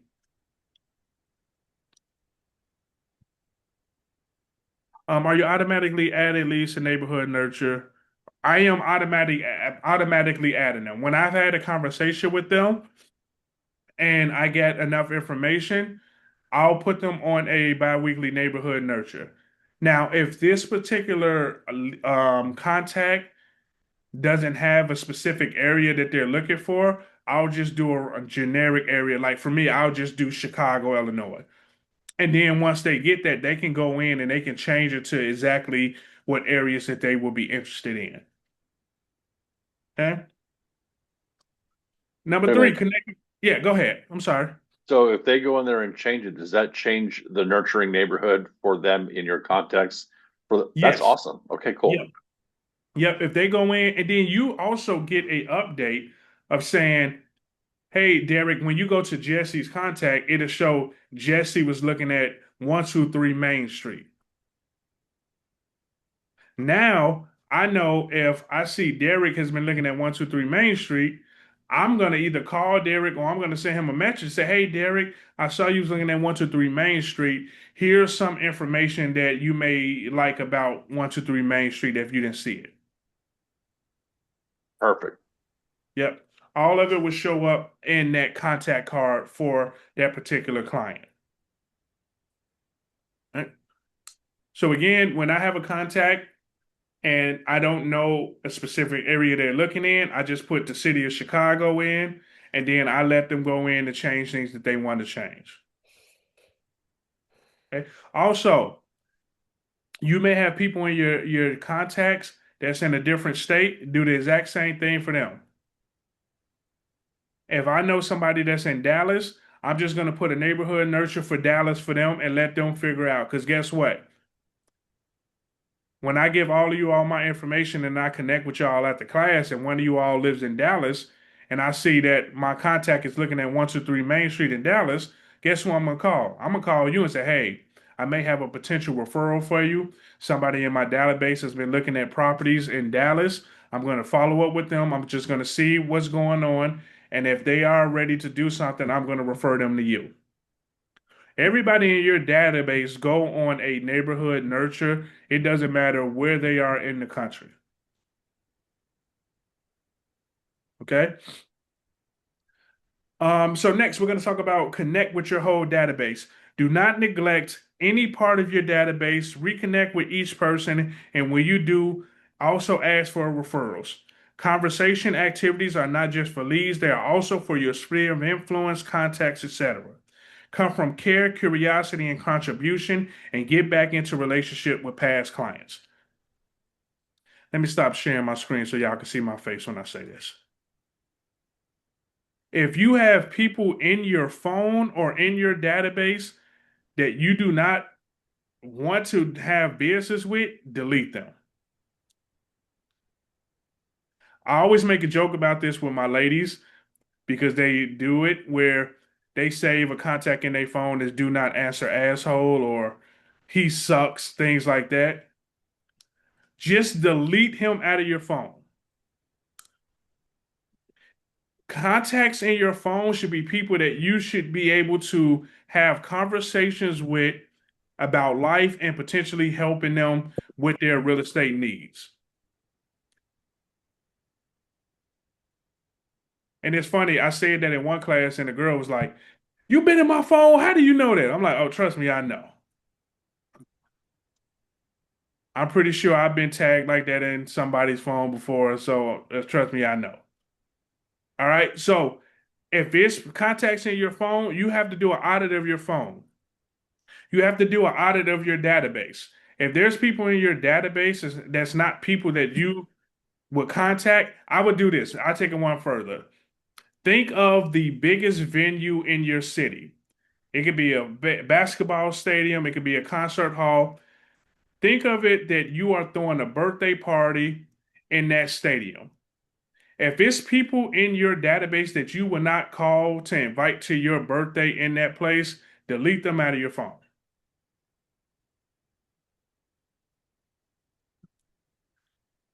Your database is a gold mine. I shared this earlier at the beginning of our session.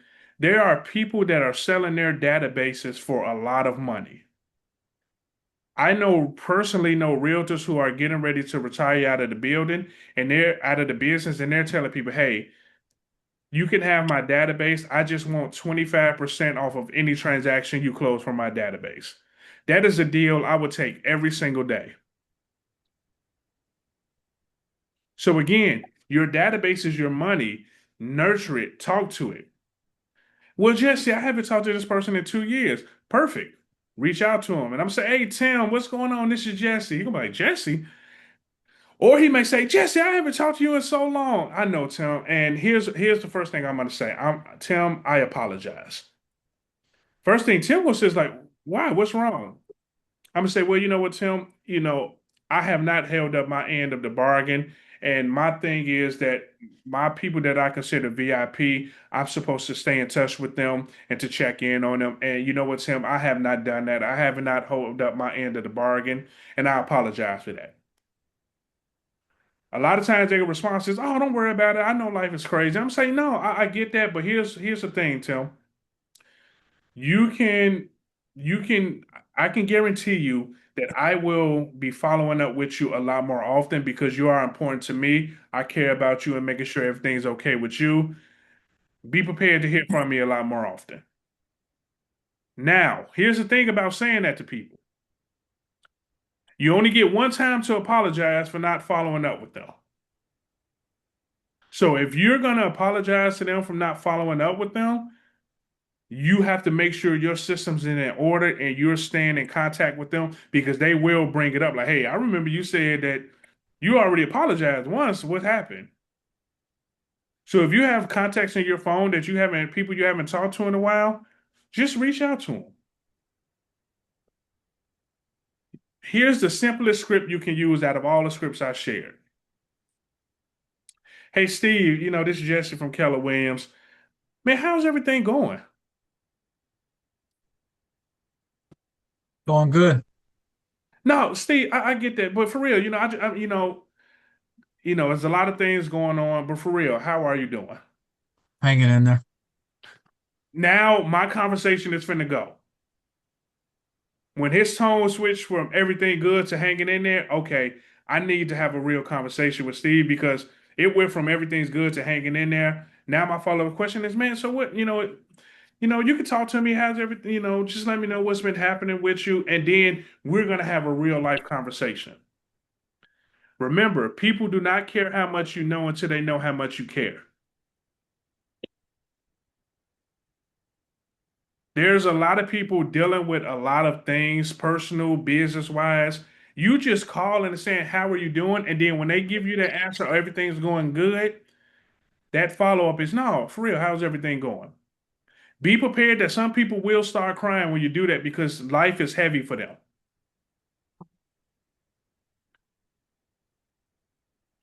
But here's the thing though, you can start building those relationships. And those personal relationships where you're really caring about how they're doing is going to translate to you getting business. But again, we just want to make sure that we're connecting with our database.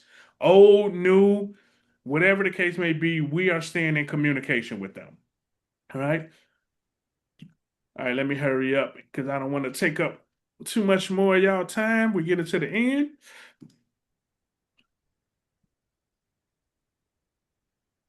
And then prioritize qualified leads. That's one big thing I would do want to highlight. Your database, you should have people tagged as A, B, and C. A buyers and sellers, B buyers and sellers, and C buyers and sellers. The reason we want to tag our database like that, because A buyers and sellers will get communicated more than C buyers and sellers. The one thing I hate when I have a conversation with somebody and they're upset, they're like, I've been reaching out to this person and they just not doing nothing. And I say, okay, are they a B, or C? And they're like, what you mean? I'm like, do you know what their priority is? You're treating a C buyer and seller like an A buyer and seller, and you're getting mad that they're not acting like an A buyer and seller because they're really a C buyer and seller. An A buyer and seller is somebody that's looking to do something within 0 to 30 days. A B buyer and seller is 31 to 60. A C buyer and seller is 61 days plus. So I know if I talk to John and John, like, Jesse, maybe in 6 months or 12 months, okay, John is a C buyer and seller. He said 12 months. I'm going to reach out to him in 6 months, but I am not going to put that much effort and energy there because he's not ready right now. But John said, man, you know what? The next 30 days, I'm thinking about making the move. I'm going to be giving more energy to John. So again, you're prioritizing your qualified leads. All right. All right, the lead conversion model we already talked about. First, you capture the appropriate information and get a hold of the lead. Then you contact to assess their needs and establish a relationship.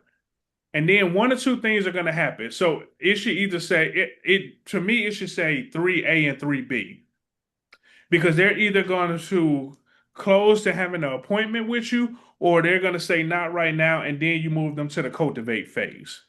And remember, this is a revolving door. Yes, you'll get the recording and slides. They usually send it out, I think Sunday or something like that. But it's a revolving door. Tim started out, I captured his information, I connected with him, I cultivated him, I closed for an appointment. I got the appointment, I got Tim under contract, we closed. Guess what? Tim going right back at the top of the thing to capture and connecting. It is a revolving door. You constantly move people through the cycle. Because remember, people are moving every 7 to 10 years. Some people are moving 3 to 5 years. So we got to make sure we stay on top of them regardless of what's going on. Okay? Ahas or takeaways from this section.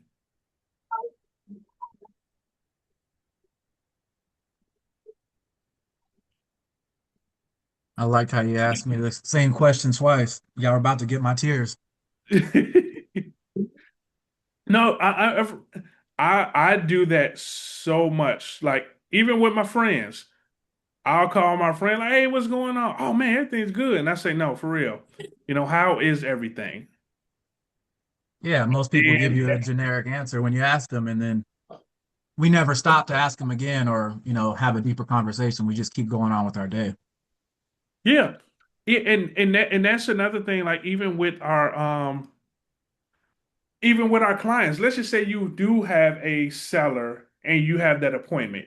You're not just going to say surface level.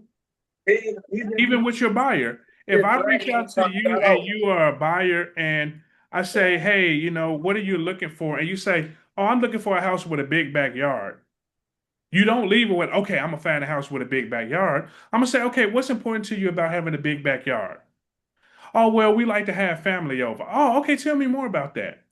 "Well, the reason we want a big backyard because we have family over because my parents are getting older in age and we don't know how much time we're going to have left with them. So if we have a big backyard, all of our family can be in one place and we can spend as much time together with each other." Boom, I got their real motivation. I know why a big backyard is important to them. So when I'm showing them homes and I show them home with a big backyard, I'm gonna say, "Hey, Michelle, imagine the amount of people and the nice time you and your family can have in this backyard. I can see the grills going over there. If you wanted to get a little pool for the kids to play in right there, this backyard seems like it is a perfect thing to have for your needs of what you want to do."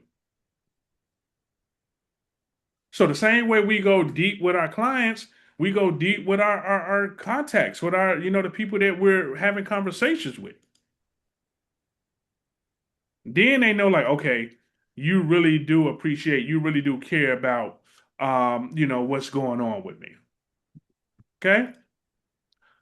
So what I'm gonna do is, I'm gonna do two things. I am gonna throw my contact information in the chat, and then also I am gonna take pictures. You all should be doing the same thing too. You all should be taking a screenshot of this chat and posting it on your social media. Like, I am in this amazing class. I am getting more great information so I can better serve my clients. Y'all be ready for the splash I'm finna make in 2026, whatever the case may be. Like, you utilize everything that you're doing, the information that you are getting. You tell people about that because it's making you better. It's turning you into one of the top agents in your market. Because guess what? Yeah, it's 122 people on here. We topped out at like 140 something. It's still more agents than that. So you are here getting the knowledge while other people are just hanging out, just doing whatever. All right, so let me put my information in the chat for y'all. And 3 w.com, and put my social media in here too. Oops. If y'all notice, I'm giving y'all all my contact information, right? Like I said, you want everybody's full contact information. Huh?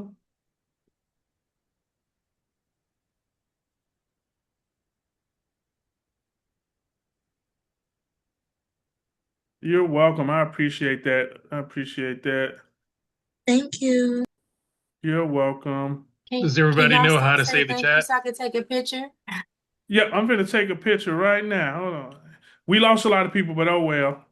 Let me go here. No, how do you say the chat? You have your chat box open. Yes. Go to the upper right. You see the three dots. Yeah, I Click got on it. it. Thanks so much. Mm-hmm. All right. Hold on. Oh, I gotta take that off the screen. Uh-oh. All right, here we Jesse, go. will All you be right. sending out a survey tonight? Let me throw. I did one for the earlier session.